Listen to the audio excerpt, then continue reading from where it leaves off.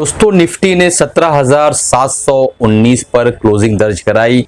Gap up opening के बाद एक शूटिंग स्टार कैंडल निफ्टी ने जो है आज बनाकर अपनी क्लोजिंग को दर्ज कराई है। इसका क्या मतलब होता है, डेली टाइम फ्रेम में इसकी क्या सिग्निफिकेंट है और मैं इस वक्त क्या बाय कर रहा हूं इस मार्केट के अंदर, ये सारी चीजें आप इस वीडियो के अंदर देखने वाले हैं। तो बिना स्किप के कंप्लीट वीडियो देखिए ताकि आपको सारी चीजें समझ में आए। मैं जो आज की इस वीडियो में आपको बताने वाला हूं, जो लर्निंग देने वाला हूं, जो सिखाने वाला हूं, वो सारी चीजों को आपको समझने के लिए पूरा वीडियो देखना होगा दोस्तों। तो चलिए शुरू करते हैं। इससे पहले वीडियो शुरू करूं, आप लोगों से गुजारिश है, अगर आप बिगनर्स है और स्टॉक मार्केट को लेके सीरियस हैं, सीखना चाहते हैं, तो ये चैनल आप ही के लिए है। तुरंत सब्सक्राइब कर लीजिए, बेल बटन दबा दीजिए। चलते हैं दोस्तों डायरेक्टली जो है हम चार्ट पर और देखने की कोशिश करते हैं कि मार्केट ने जो शूटिंग स्टार कैंडल बनाया है उसके क्या माने रखते हैं और मैं इस वक्त क्या बात कर रहा हूं। चार्ट पर चलने से पहले आप लोगों को बहुत बहुत मुबारक हो होली की दोस्तों। ये बहुत बड़ा त्यौहार है और मैं एक बहुत ही बेहतरीन ऑफर जो है इस त्यौहार के माध्यम से, इस त्यौहार के टाइम पर आप सभी लोगों को देना चाहता हूं कि हमारा जो एमएसएम स्विंग ट्रेडिंग का प्रोग्राम था वो मैंने 60% ऑफ पर आप लोगों को दे रखा है। 60% ऑफ पर आप उस प्रोग्राम को जो है इनरोल कर सकते हैं, जाके चेकआउट कर सकते हैं। 4000 का वो प्रोग्राम है। 60% ऑफ करके आप खुद ही कैलकुलेट कर लीजिए कि क्या प्राइस पे मैं उसको आपको दे रहा हूं दोस्तों। तो चलिए चलते हैं चार्ट पर और देखने की कोशिश करते हैं आज का हमारा एनालिसिस।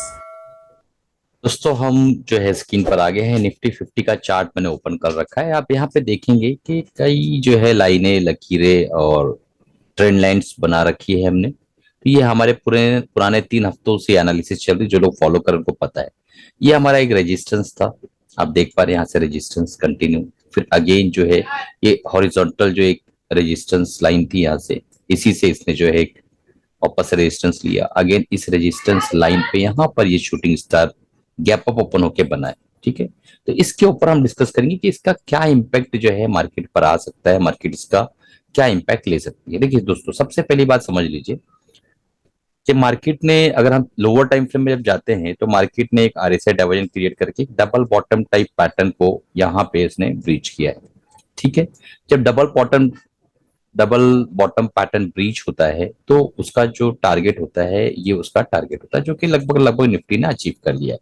तो जिन्होंने आरएसआई डाइवर्जन को ट्रेड किया था, मैंने उनको कहा था भी अपने टेलीग्राम ग्रुप पे, नीचे डिस्क्रिप्शन में लिंक है, बिल्कुल फ्री, आप ज्वाइन कर सकते हैं। देखिए दोस्तों, सीखना है तो आपको छोटी छोटी चीजों को सीखते चलना पड़ेगा, समझना पड़ेगा, ताकि आप जो है एक अच्छे ट्रेडर, स्विंग ट्रेडर बन सके इक्विटी के अंदर। ठीक है, तो मैंने ऑलरेडी कहा था कि 17,850 का जो लेवल है ये बहुत इंपॉर्टेंट लेवल है। और ये जो आवरली टाइम फ्रेम में डाइवर्जेंस क्रिएट हुआ था, मैं आपको दिखा देता हूँ लेजर की स्टडीज में। यहाँ पे आरएसआई डाइवर्जेंस में लगा देता हूँ। ठीक है, और उसके बाद जो है इसको आवरली टाइम फ्रेम कर देता हूँ। तो यहाँ कहीं वो डाइवर्जेंस क्रिएट हुआ था, अब देख पा रहे हैं यहाँ पे एक डाइवर्जेंस क्रिएट हुआ था, उसके बाद ये फिर डाइवर्जेंस थोड़ा बुलिश हो गया था। तो मैंने कहा था कि ये डाइवर्जेंस का जो इम्पैक्ट है बहुत अच्छा आने वाला है, और ये वो लेवल था जहां पे ये डाइवर्जेंस क्रिएट हुए थे। फिर अगेन मार्केट ने थोड़ा करेक्शन दर्ज कराई और फाइनली फिर ये गैप अप ओपनिंग और हम यहाँ इस वक्त पहुंचे हुए हैं। ठीक है, तो ये डाइवर्जेंस का जो अच्छा रिजल्ट आया और जो हमने कहा था वो टारगेट मार्केट ने अचीव किए। अब ये जो है क्या कर सकती है, अब डेली टाइम फ्रेम में जो इसने बनाया है, तो टेक्निकल टाइम फ्रेम में दोस्तों अगर हम एक बात करें कि शूटिंग स्टार, तो शूटिंग स्टार डेफिनेटली दोस्तों 1 कैंडल, 2 कैंडल, 3, 4 कैंडल, अगर ये शूटिंग स्टार 5 कैंडल और 8 कैंडल के बाद बनता, एक अच्छी रैली जैसा इस तरीके की रैली बनी है, इस तरीके की एक रैली बन के जो है ये बनती, तो इसका एक अलग ही मजा होता। बट अभी मैं कहता हूं कि ये शूटिंग स्टार का जो इम्पैक्ट है 60% से ज्यादा मार्केट पर नहीं आ पाएगा। ठीक है, उसके पीछे एक बहुत लंबी लर्निंग है, बहुत दिनों का जो है तपस्या है, बहुत दिनों की मेहनत है, जो मैं कह रहा हूं कि ये इसका इम्पैक्ट जो है, अगर 5 से 8 कैंडल के बाद ये शूटिंग स्टार बनता और अगर 12 कैंडल के बाद बनता तो और अच्छा था। देखिए यहाँ से कितने कैंडल थे, अगर यहाँ पे कोई हैमर बन जाए या डोजी बन जाए, स्पिनिंग टॉप बन जाए, तो उसका एक अलग इम्पैक्ट आता है। ठीक है, तो ये जो है सिर्फ और सिर्फ 3 कैंडल ऊपर गया और उसके बाद एक शूटिंग स्टार बना दिया, तो हो सकता है कि बड़े लोगों के द्वारा जो है इसको बनाया गया हो, ये बना ना हो। ठीक है, आप समझ रहे हो मैं क्या कह रहा हूँ, बड़े लोगों के द्वारा इसको बनाया गया हो, ये बनाना हो। यहाँ पे इसने अपने गैप की फिलिंग थ्योरी को भी कंप्लीट कर लिया है। अब ये जो गैप है इसको क्या ये फिल करने आएगा, आ सकता है, हो सकता है रिटेस्ट कर जाए, यहाँ से एक बार इस ट्रेंड लाइन पे वापस आया, रिटेस्ट करे और फिर यहाँ से निकले। बट दोस्तों जब तक कि इस शूटिंग स्टार के जो नीचे जो कैंडल है, ये वाला कैंडल के नीचे यानी 17,000, मैं आपको बताता हूँ 17,420 के नीचे क्लोजिंग नहीं करेगा, तब तक के जो है मुझे ऐसा लग रहा है कि मार्केट के अंदर जो है इतना ज्यादा कोई नेगेटिव इंपैक्ट नहीं आ सकता इस शूटिंग स्टार के कारण। अब हम वीकली टाइम फ्रेम में एक बार देख लेते हैं, फिर चलते हैं वो स्टॉक देखते हैं जो हमने जो है आज बाय किया है, और उसमें मैंने लॉन्ग टर्म इन्वेस्टिंग के अंदर भी जो है खरीदा है, और स्विंग ट्रेडिंग में भी काफी अच्छा जो है मेरा प्लान है उसके अंदर बाइंग करने का। देखिए दोस्तों, ये रेजिस्टेंस लाइन थी, ठीक है, एक ट्रेंड लाइन बनाया मैंने, उसी को कंटिन्यू रिजेक्ट करा, यहाँ भी वही काम करता हुआ नजर आ रहा है। पता अभी तक ये जो डेली टाइम फ्रेम में शूटिंग स्टार बना है, ये वीकली कैंडल है, तो ये कंप्लीट नहीं हुआ है, ठीक है। तो काफी क्वाइट पॉसिबल है कि इस हफ्ते ही ये इसको टच करे, ठीक है। और जब तक कि इसके नीचे जो मैंने आपको बताया था, इस डेली कैंडल के नीचे 17,450 के नीचे जब तक के क्लोजिंग नहीं करेगा इस कैंडल के नीचे, तब तक के हम जो है इसको नेगेटिव नहीं मान सकते हैं, ठीक है। अब चलते हैं और शुरू करते हैं, देखने की कोशिश करते हैं हम हमारा आज का स्टॉक। तो मैंने जो है दोस्तों आज बाय किया है Asian Paint long term portfolio में। ये कोई बाय सेल रिकमेंडेशन नहीं है, मेरी तरफ से कोई भी जो है रिकमेंडेशन नहीं है, सिर्फ एक इसके अंदर एक बहुत इंपॉर्टेंट पॉइंट है जो मैं आप लोगों से डिस्कस करना चाहता हूँ। चार्ट पैटर्न्स है, कुछ ऐसी चीजें हैं जो मैं आप लोगों से बताना चाहता हूँ। तो फटाफट हम लोग जो देख लेते हैं कि इसका मार्केट कैप 2,74,830 करोड़ के आसपास है एशियन पेंट्स लिमिटेड का, ठीक है। और 2865 2865 का करंट प्राइस चल रहा है, 3590 के आसपास का हाई बनाया है, 52 वीक लो बनाया है 2560 का, 0.67% डिविडेंड कंपनी देती है। 10 ईयर्स का 53 के आसपास पी चल रहा है, जो कि इस वक्त चल रहा है 72 के आसपास। तो अपने 10 ईयर के एवरेज पी से महंगे वैल्यूएशन पे अवेलेबल है इस वक्त। और आरओसी 29.7% है, आरओई जो है 23.2%, जो कि ठीक ठाक है, बेटर माना जा सकता है। कंपनी पे डेप्थ लगभग नेग्लिजिबल है, 52.6% के आसपास जो है प्रोमोटर्स की होल्डिंग है। इन्होंने अपनी होल्डिंग्स को प्लेज कर रखा है 7.62% के आसपास। ये एक डेंट है जो आपको पता करना होगा कि इन्होंने क्यों अपने शेयर्स को प्लेज कर रखा है।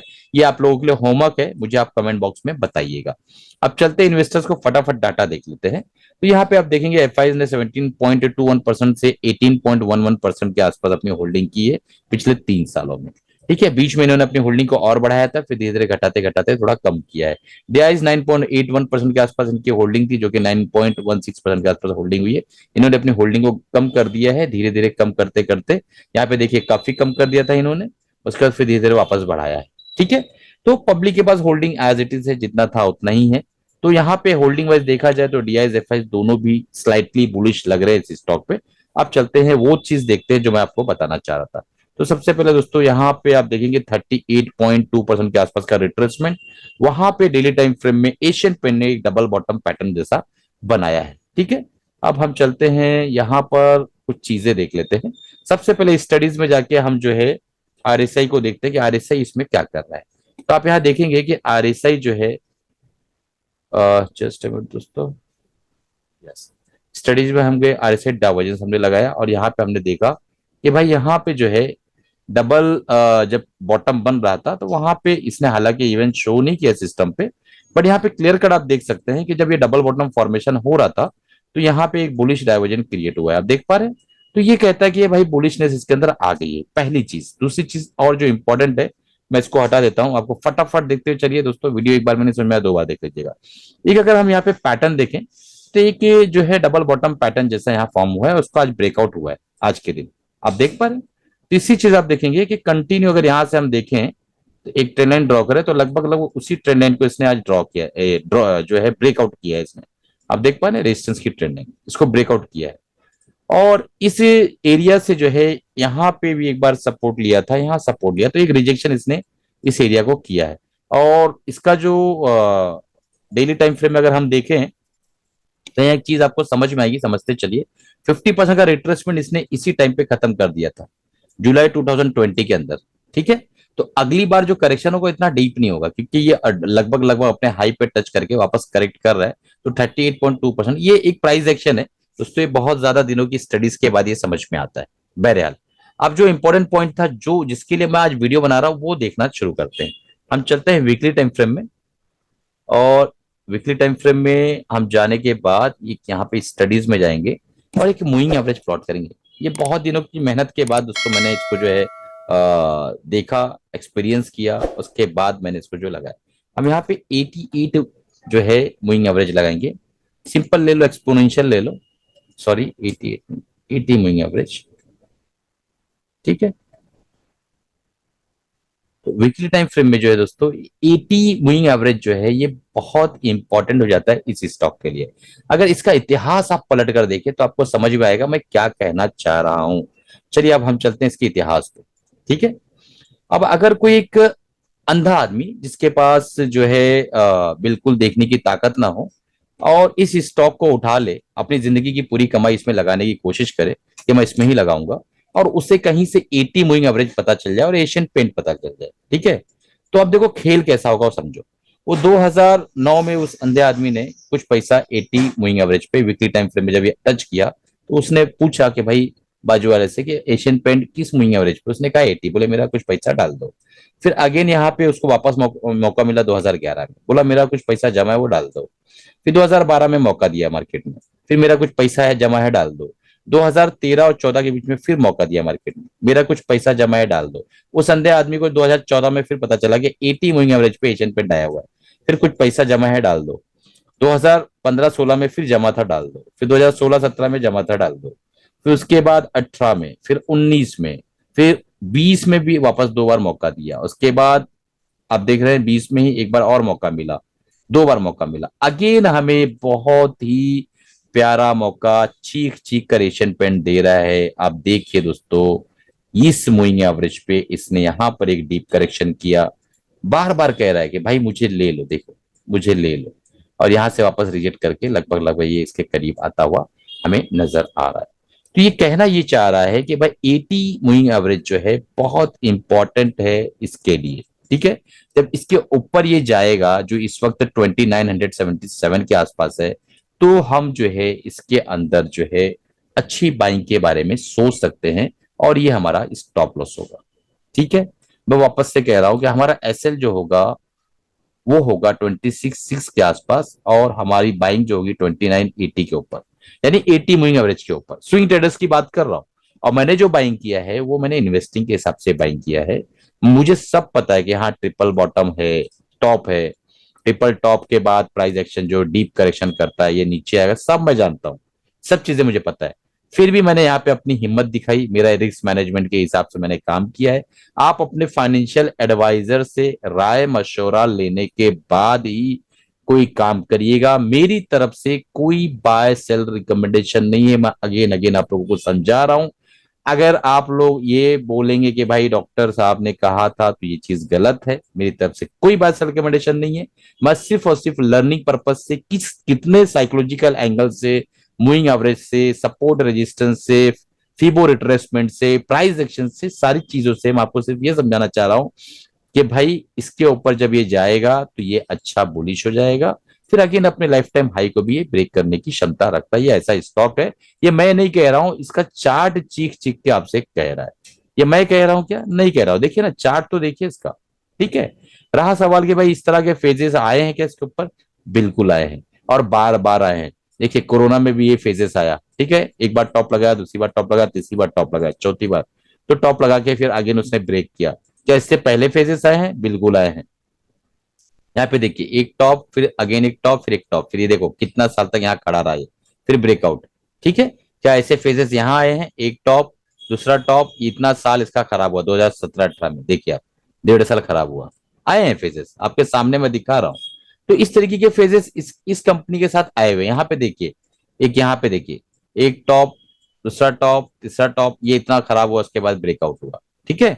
तो इस तरीके से आपको अपने स्टॉक पे भरोसा रखना होगा भाई, पैसा कमाना है यार, ठीक है। यहाँ टाइम पास तो करना है नहीं, पहला टॉप, दूसरा टॉप, इतना टाइम खराब हुआ, यहाँ पे तीसरा टॉप, फिर यहाँ से ब्रेकआउट सीधा बूम, ठीक है। तो ये जो है ना साल 1.5 साल खराब करता है, आप देखिए अभी भी खराब करेगा, पर क्या आप उसके लिए तैयार हैं? ऐसी स्ट्रीज की देखिए, ये हम लोग वीकली चार्ट देख रहे हैं दोस्तों, यहाँ पे समझो एक टॉप बनाया था, अगेन ये प्राइस यहीं के आसपास है और फिर ये प्राइस घूमता रहा और देखिए इतना दिन खराब किया उसने, लगभग 2011-12 पूरा तोड़ दिया उसने। तो ऐसा स्टॉक है ये, ठीक है। अब मुझे ऐसा उम्मीद है कि आप लोगों को समझ में आ गया होगा हम लोग आगे हैं 2008 और 9 के दौर में। इस दौर में आप देखिए कितना वक्त खराब किया था, लगभग 1.5-2 साल के आसपास। इस हाई को इसने ब्रेक किया था इस लेवल पे, अगेन फिर रिटेस्ट किया और उसके बाद ब्रेकआउट और उसके बाद बूम। ठीक है, तो इस तरीके से काम करना है दोस्तों। ठीक, उम्मीद है कि आपको समझ में आ गया होगा कि मैं क्या कहना चाहता हूं। कमाते रहे, खुश रहिए। मुझसे सीखना है तो बहुत बेहतरीन 60% का डिस्काउंट होली ऑफर है आप लोगों के लिए, हर साल मैं लेकर आता हूं। एमएसएम स्विंग ट्रेडिंग प्रोग्राम आप ज्वाइन कर लीजिए। मात्र मुझे ऐसा लगता है कि 1500 या 1600 रुपए में आपको पड़ेगा वो प्रोग्राम। और स्विंग ट्रेडिंग प्रोग्राम के लिए दोस्तों इतना तो पे कर ही सकते हो, क्योंकि इससे ज्यादा तो आपका जो है एक स्टॉक स्टॉप लॉस लेके जाएगा। ठीक है, चलिए कमाते रहिए, खुश रहिए, अपना और अपनी फैमिली का ख्याल रखिए। अपने फाइनेंशियल एडवाइस से राय मशवरा लेने के बाद ही ट्रेड करिएगा। मेरी तरफ से कोई बाय सेल रिकमेंडेशन नहीं है।